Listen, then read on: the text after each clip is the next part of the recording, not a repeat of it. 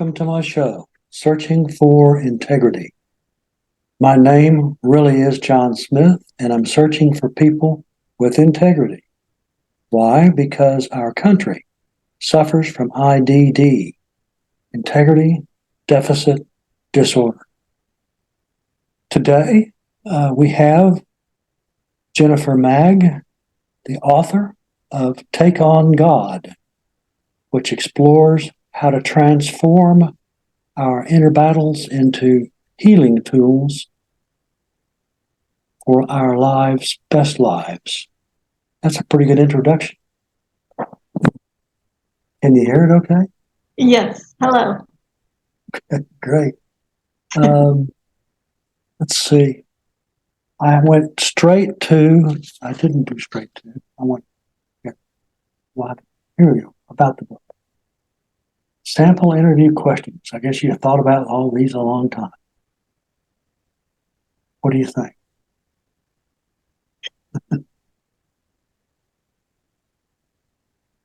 I was looking at this and I looked at it and thought was you did some discussion of where you came to take on God.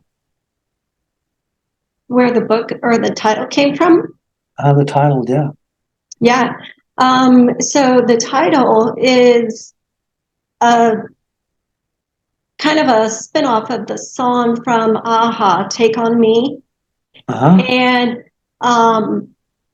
basically we were listening to the song and we thought it would be perfect because we looked at it as God took us on with basically saying, here, you're going to have these things to go through, this journey to walk and learn from.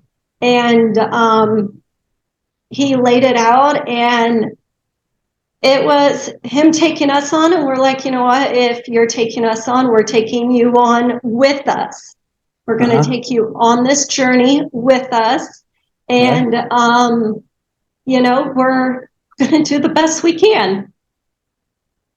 Well, it probably took you a long time to come up with it. And then once you did, everybody had an argument with it, probably. The title wasn't too bad. All of the chapter titles are actually from songs. And all of those... Songs? Yeah, songs. These songs you might hear on the radio. Well, I would... go ahead. Yeah, the songs, they connected with us and the chapter. So it just kind of gives it a little more fun, even if, you know, some chapters are fun and some might be a little more thought-provoking. You know, I am a real deal when it comes to tables of contents. And that's the one thing that I ask for people, because that's the quickest way I can get to the bone in terms of how well it's done. And you've got something here that's amazing. Thank you. I actually counted them. Where'd I go?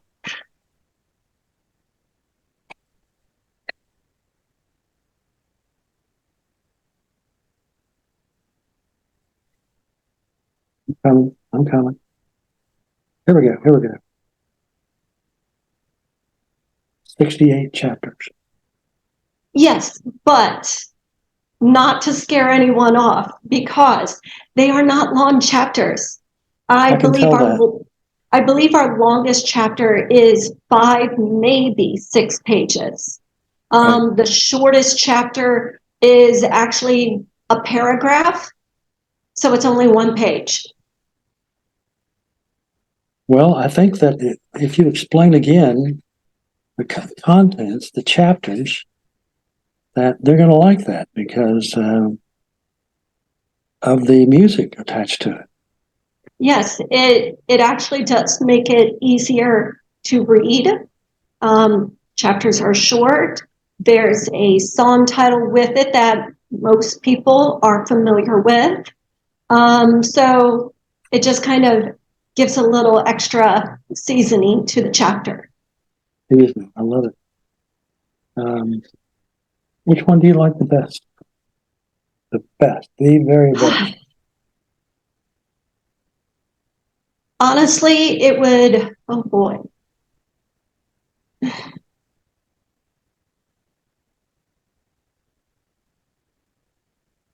Wow. I always wondered what would happen if someone asked me that. Okay, give me 10 chapters. You can. The thing is all of the chapters were wrote about us. My son has his chapters. We co-authored. He has his chapters, and a lot of his chapters or my chapters follow suit. We were writing our chapters individually, and when we would finish and we were putting them together, it was amazing to find out just how many of the chapters actually synced up, and actually had to do with one another. My absolute favorite would, I guess, be the very last chapter, and it is my chapter. My son starts the book with his, and we finish it with mine. But the reason that chapter is probably my favorite is it brings everything together, and it gives you that final conclusion and that final life's, we've heard it before, it's a roller coaster. You've got your ups, you've got your downs, and it's literally, I had to pick myself back up and start anew. And it's nothing new. People have been doing it for centuries, but when you're in the down moment, it's very hard to lift yourself up. And that's what this book is about, is the good, the bad, the indifferent, and finding peace and a path to find your way. Now, which one was the one that you were searching for the best one, you said? It's the very last chapter of the book. Oh, Stronger. Okay. Yes. Yeah. Okay. And I know the guy that did My Way. It's the top of the page. Yes. So these are yours right here. Yes. Alexander probably wouldn't like them, or at least. Well, this is remarkable. It really is remarkable. And to attach these chapters to some music with meaning, yes. they're gonna like every bit of that. Yes. Just as long as they go out and buy 5 or 6, and spread them around to my friends.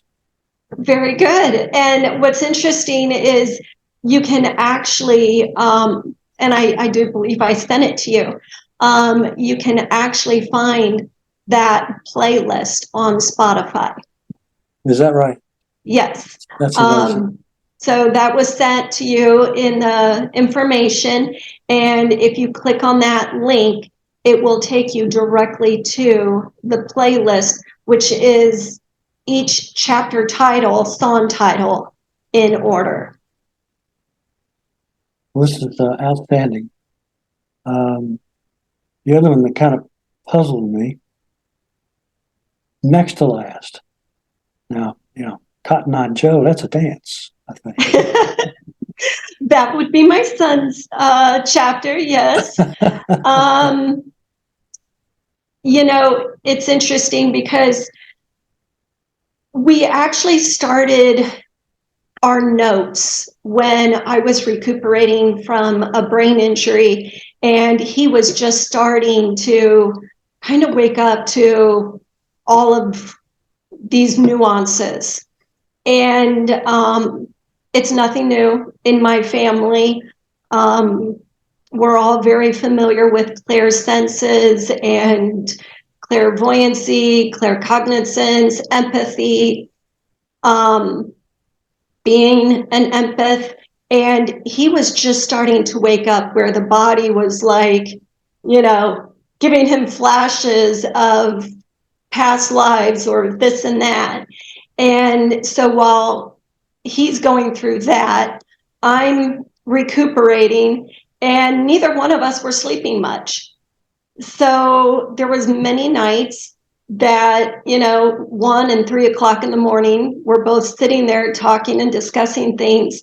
And I told him I thought it would be good for him to start writing down his experiences. And I was already writing, had been for a while, because it was my release. Because with the pain from the head injury, I was not able to cry, because by crying, it made the pain worse. So for me to release that energy, I was writing. And we put it all together.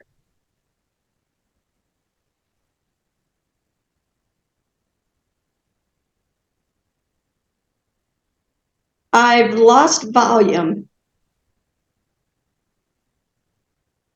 I can tell you're talking, but I cannot hear you.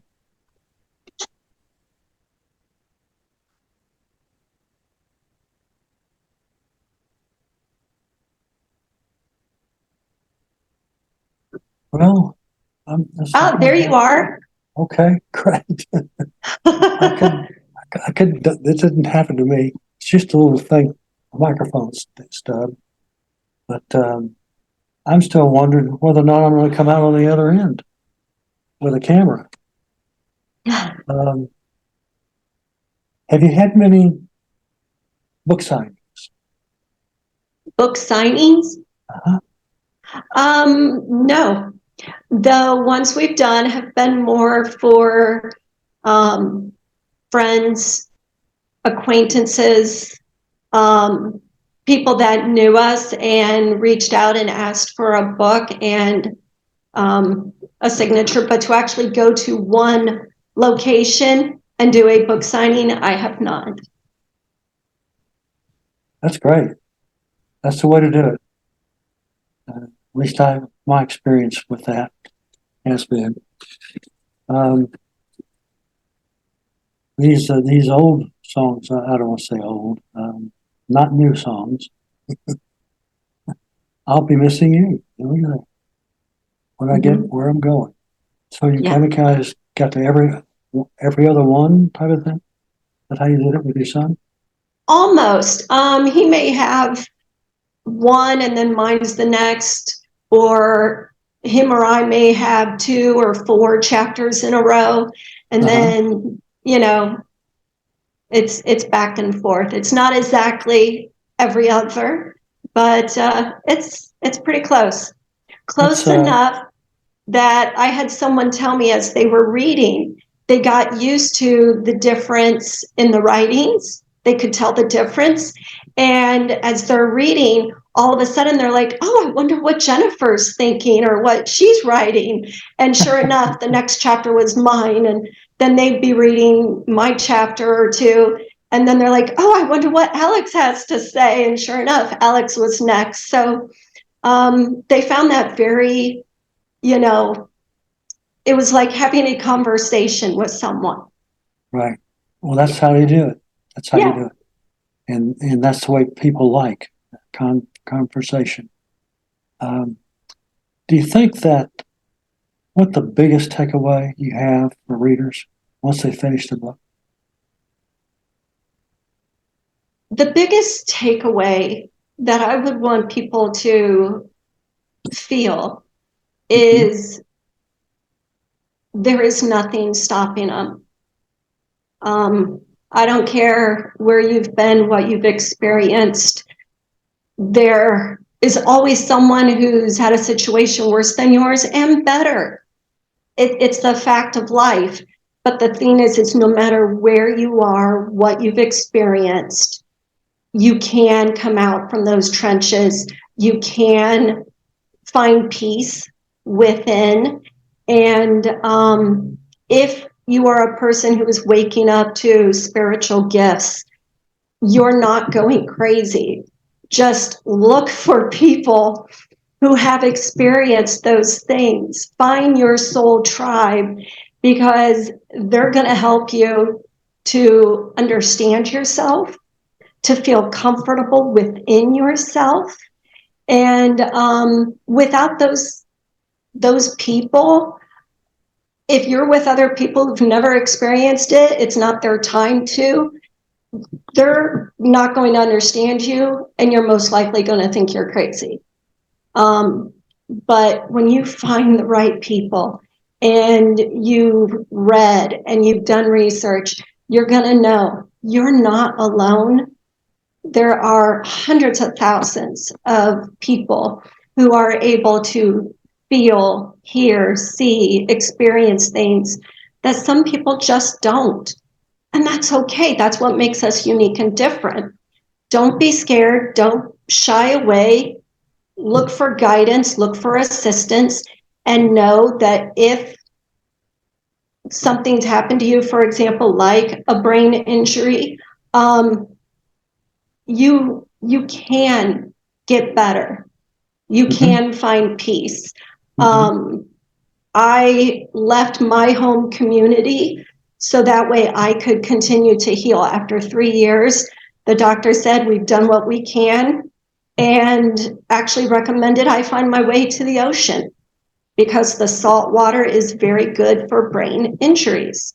And I went, and while there, I found my soul tribe, who also let me know, and my son know, we weren't crazy.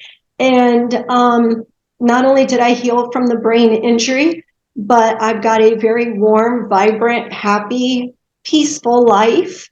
And I'm living again. And at one point, I didn't know if I would. Right. That's a hard thing to do. Yeah. Very much. Did you have surgery? No, I was lucky. I mean, as lucky as you can be. When I fell and hit my head, it actually moved part of the skull forward, and in the process, it really just kind of moved everything around. But I found some wonderful doctors that actually did. It's a form of neurology and movement. And so with the treatments, we were able to move things back. And with that, we got it to where we could. Yeah. And I was still having some problems with lights and noise and movements. Sure. And I moved to a tourist community in South Carolina. Traffic is tremendous, which was something I had to get over. And I did. Over the course of time, I visited the ocean quite regularly. And I took care of myself. I listened to what my body needed, and I gave myself grace to find its way and to heal. Right, right. And that's what your book says. Yes. Are you following your book? Yes. Yes. Good. Now, some of those things that you were talking about are indices of PTSD. Mm-hmm. And that's part of it as well, too. Yes. Did they practice with that? Did you work with that? I have had to deal with the PTSD. I found out in the car every time the lights, like the brake lights, would come on the vehicle in front of me, it would actually cause my head to hurt. And the practitioner I was working with in South Carolina told me that because I fell backwards, every time I saw those lights come on, I instinctively wanted to move back. And by moving back, I was throwing my body back into that memory of falling. Right. And so we had to overcome that PTSD. Right. And so I use somatic therapy along with neurology, neuropathy, and just a lot. Yes. Well, you're a brave woman. And thank you. Putting this together is just, I don't know, it's fantastic, is what it is. It's something to be admired, admirable, the whole book. Thank you. Well, it's what I see, what I say, and I often don't get the opportunity to. I understand. Yeah. Anyway, let me figure out where I'm going here. I'd like you to know that we've enjoyed you today, and Thank you. specific what you've done, and you opened up the book to me to that extent. And my listeners from Searching for Integrity, they're also well too and happy. Thank God they keep listening. Yes, I agree. and of course the adios comes here, and here we go. So long and happy trails to all.